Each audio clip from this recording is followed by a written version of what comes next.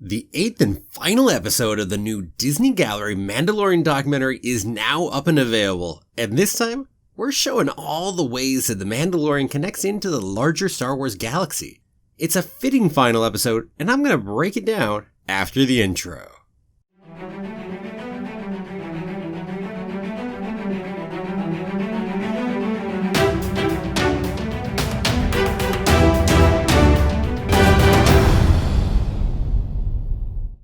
Well, hello there. My name's Jeremy and welcome back to Freeform Disney, where I talk about all aspects of Disney, from the animated movies to the theme parks to Star Wars, Marvel, and Pixar, and the TV shows, and everything else in between. And that is why it's Freeform. And keep coming back every day for new daily content. If you're not subscribed yet, don't forget to hit that subscribe button. Hi everyone, we're finally there. It's the end of our fun little show. Let's go ahead and talk about this bittersweet ending. So how about this episode? Well, it was the longest of the episodes of Disney Gallery and was actually twice as long as the shortest episode. And we're talking in this one all about how the show makes connections to different parts of the Star Wars galaxy and highlighting those connections. Now for one last time, I ask, did our Mandalorian documentary universe continue to expand this episode? Yup. We did indeed have some new people as we talked to Andrew L. Jones, the production designer, and some members of the 501st. Other than that, though, no one new, but we did talk to a bunch of the people we have already seen. And with all of that said, let's jump right on in. So here's what went down. First off, we were talking about how we're drawing from all over Star Wars. So this episode showed all kinds of those connections, like the Incinerator Troopers from Force Unleashed, or the E-Web cannons from Empire Strikes Back, or the Death Troopers, which we saw in the movies in Rogue One. And I love how Dave Filoni described his and Jon Favreau's philosophy on it. It was that our older brother took away all the cool toys, and then we got left with Ugnaughts and Jawas and other peg warmers, but somehow we got a Boba Fett figure and then we painted him silver and made him cooler. Because sometimes you make it your own. So that's how they really went around and got all of these more obscure figures, as far as the movies are concerned anyway, and really built up in the show of The Mandalorian these cool new characters. Well, not new, but newish as far as the movies are concerned anyway. Alright, let's talk about some of those. And it's props too, by the way, I should note. So first off, we're talking about Jon Favreau's ice cream maker, which there was this big story, because this is actually the Camtono, which the Beskar is carried in The Mandalorian, and Jon Favreau just really got a kick out of putting this one in there. Now you may know, but in the background of Empire Strikes Back over in Cloud City, there's a character that's gotten named Willrow Hood, and he's running in the background, and he's actually carrying an ice cream maker, visibly that if you're looking at it. But so far in the background that you don't think anyone's going to see it. And so this has become a big thing in fans. Heck, we've even gotten an action figure since, and Star Wars Celebration. There are definitely people who dress up and do that as part of the running in there. Pretty cool. And this is also why IG-11 is in there, because they love IG-88 so much, which, by the way, is a great comment on fans and just loving a background character. Being that, hell, most of the bounty hunters are just background characters in Empire Strikes Back. Yet as far as the extended universe and everything else, well, we've added all kinds of information on these and love these different little characters. Let's see, there's a Quarren in the very first episode of The Mandalorian. And the Quarren, by the way, first was in Return of the Jedi, whether you remember it or not. He was there in the background of Jabba's palace. And at first he didn't have a name of the Quarren, he was just Squidhead. But then they've certainly gotten expanded on, heck, they were in Clone Wars. And now we've got a Quarren over here in The Mandalorian as well. How about the blurgs? So Jon Favreau loves calling these the deep cuts, because he's grabbing stuff that is not necessarily quite so loved, or pieces that are not canon per se at all, like, say, Ewoks The Battle for Endor, which is where the blurgs originally came from, although they've also been used in Clone Wars and Rebels since that, at this point. So guess what? Dave Filoni has been associated with blurgs all throughout his Star Wars career at this point. Not that he exactly loves them, but hey. Oh, and of course we had to talk about the Ugnaughts, which originate from Cloud City off in the background. There was this great story in there where they talk about apparently he was originally not going to speak English. So that's how Jon Favreau wrote it up. So he's got all these pig talking noises, snorting, etc. And so then when you're watching that one scene in the second episode where, well, he's talking Jawa to the Jawas, but in pig noises as well. And there's whole 15 minutes of this. And eventually Jon Favreau realized, yeah, we can't do this.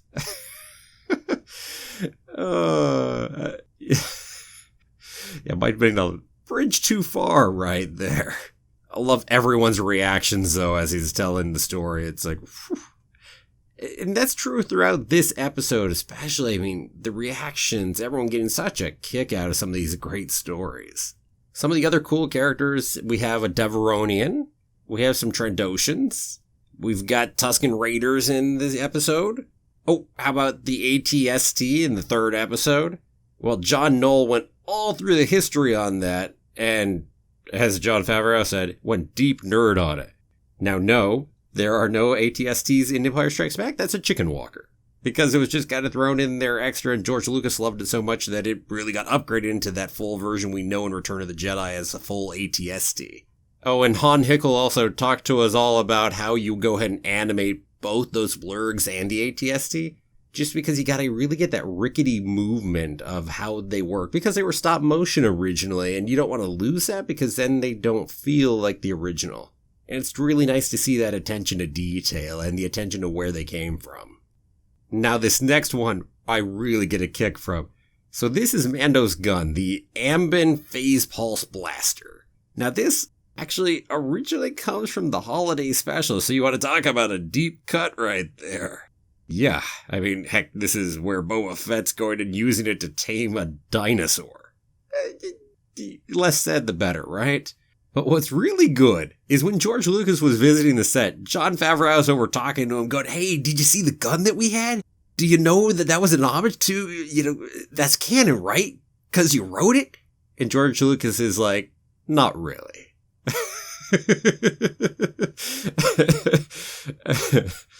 Yeah.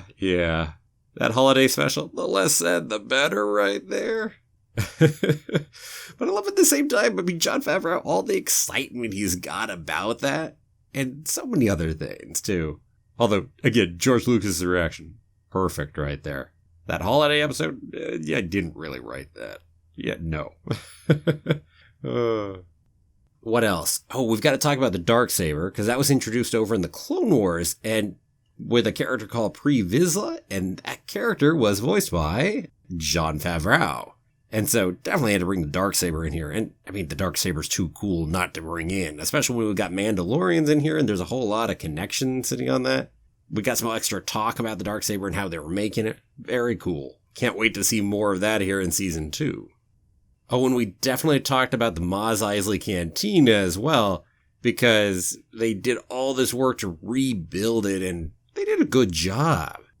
And can't not talk about good old droid EV-99, who originally comes from Return of the Jedi, but was brought here to be the bartender, and Mark Hamill actually is the voice. Good old Mark Hamill, king of voices. Oh, and R5-D4 is also in there. Good old R5-D4 from A New Hope. And there's also multiple other references, like the Kenner Troop Transport, which was originally just a toy, or the interrogation droid sitting in there. So all kinds of cool stuff. And there's lots more in there, both shown in the episode and not.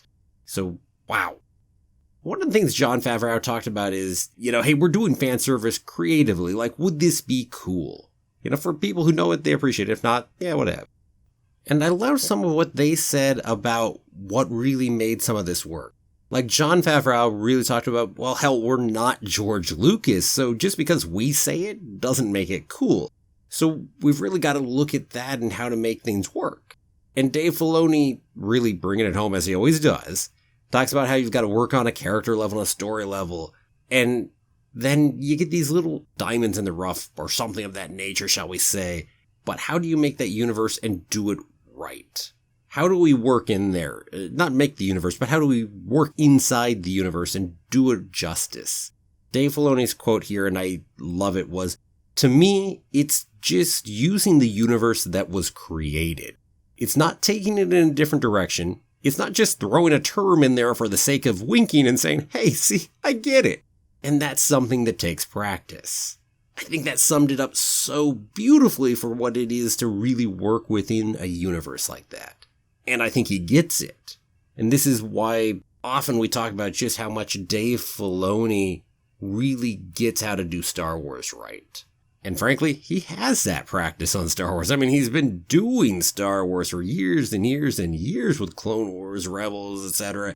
And, I mean, look at him now and where he's at. And yeah, it takes work to not just go ahead and go in a different direction or shove something in there and say, hey, look at that, man. So, yeah, thank goodness. I mean, just push that idea right there out to more people as far as how to work inside it. And then we had this whole big section on the Stormtroopers because the 501st went ahead and came on in and added a bunch of extra Stormtroopers because they only had so many actual costumes, so they were stuck to, I think, 30-ish or so. But with the 501st being added in, they were up nearer to 60 Stormtroopers. And there was this whole conversation about the 501st, who they are, and how Dave Filoni had an in with them, but Jon Favreau didn't until after this show. Now he does. And they just called them up and they popped on down, not knowing what they were showing up for. And then finding out that they were actually going to be in Star Wars. I mean, dang, just how cool is that? And not just that, bear in mind, they make their own armor. So it's their own armor now becoming an official part of Star Wars, an official prop in Star Wars, shall we say. Now that is pretty damn cool right there. Can't imagine being that lucky to have been there for that day to pop into Star Wars like that. I mean, whew, God, that's cool. That is so cool. And we talked about X-Wing pilots because we've got a number of X-Wing pilots in amongst our people involved in The Mandalorian here. I mean, John Knoll ended up being the head for the CG pilot over in A New Hope. And then he's the only Naboo pilot you actually get to see killed in Phantom Menace. So John Knoll's been around the block a time or two. And then here in The Mandalorian, we added a few new pilots. So Dave Filoni, Deborah Chow, and Rick Famuyiwa all became pilots during that one episode. And man, that was cool. Apparently, I mean, Jon Favreau really got a kick out of doing this. He just loved being able to put it together in a way that he felt was really like what would have been done back in A New Hope.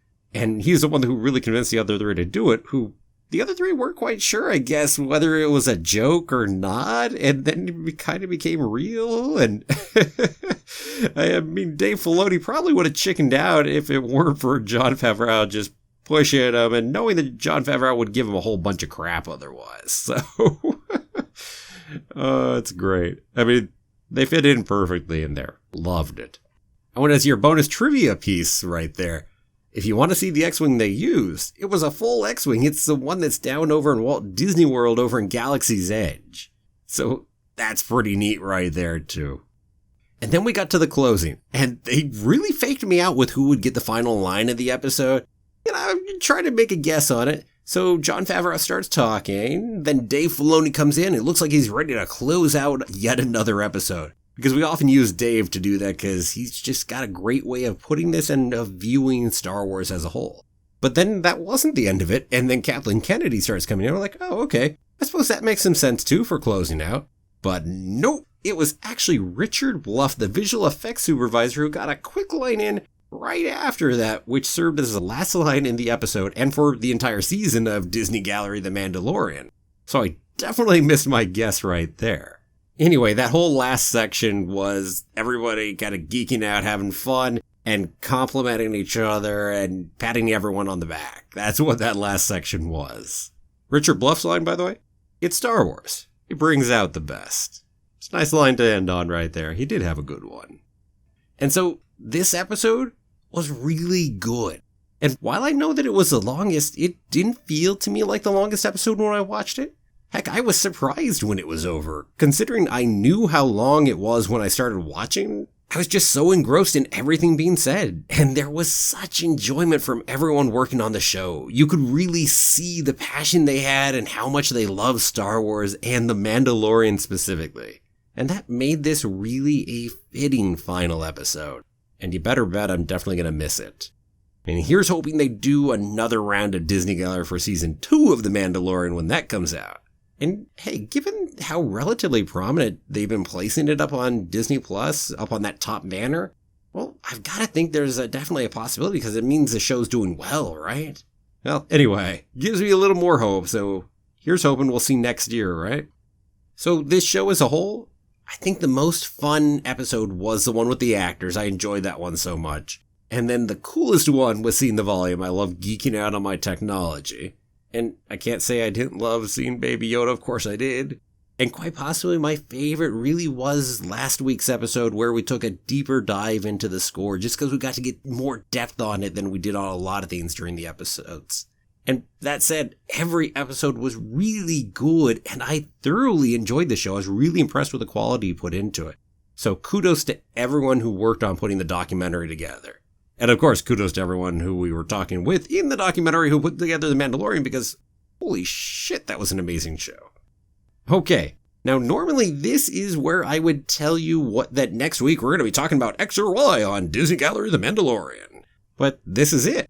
So what am I going to be doing next Friday? Well, there's a Frozen 2 making of documentary coming out. It's called Into the Unknown.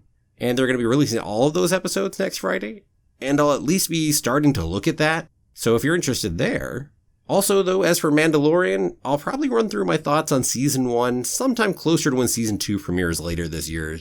And if you're interested in other content like this one, then I'm currently watching The Clone Wars for the first time, and I'm also watching the final season of Agents of S.H.I.E.L.D., which is currently airing. So if you're interested, I hope you'll definitely join me for those and other content on the channel. I have lots of other good content, including lots of Star Wars content. It's been a pleasure sharing this show with all of you, and without all of you, there would be no reason to be doing this right now, and so I greatly appreciate all of you watching, thumbing it up, and taking the time to leave comments on the video. I look forward to seeing you around in the future and getting to talk with you some more. So one last time for Disney Gallery, I get to say, well, what about you? Now that we've seen the entire show, what was your favorite episode or moment of Disney Gallery? And are you hoping that this gets done for more shows in the future? Let me know down below in the comments. And thanks for watching. If you liked the video, give it a like, go ahead and share it with other people who will too, and don't forget to subscribe if you haven't done it yet already. I'll be back again tomorrow with another new episode of Freeform Disney. Have a magical day, and may the Force be with you. Always.